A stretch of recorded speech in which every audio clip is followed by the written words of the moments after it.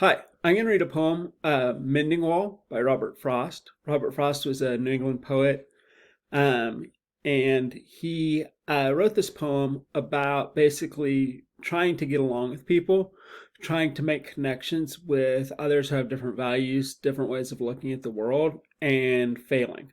Um, in the story, he has this neighbor who he wants to get to know. He wants to make a connection with him. But the only thing that the neighbor has an interest in doing with him is building a wall between the two of them. Taking this wall, which is falling down, and rebuild it.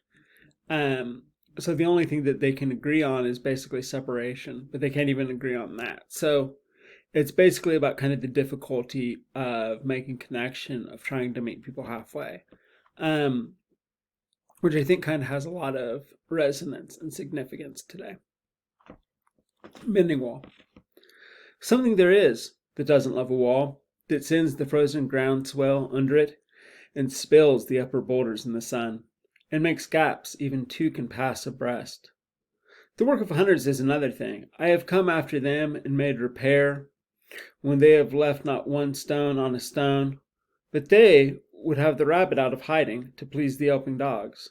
The gaps, I mean, no one has seen them made or heard them made, but at spring mending time we find them there.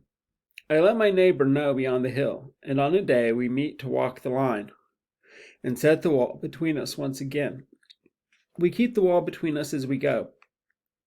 To each, the boulders that have fallen to each, and some are loaves, and some so nearly balls, we have to use a spell to make them balance.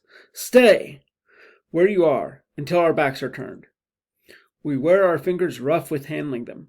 Oh, just another kind of outdoor game, one on a side. It comes to little more. There, where it is, we do not need the wall. He is all pine, and I am apple orchard.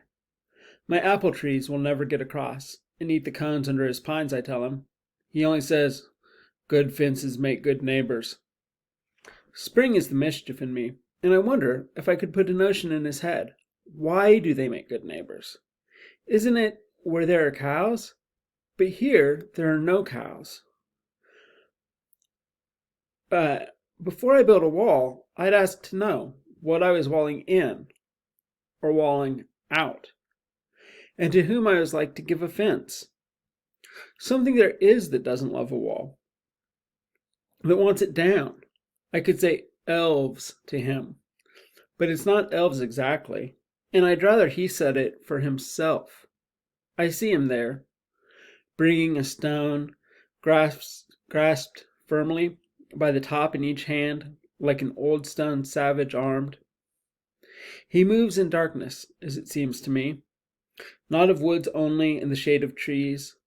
He will not go behind his father's saying, and he likes having thought of it so well that he says it again.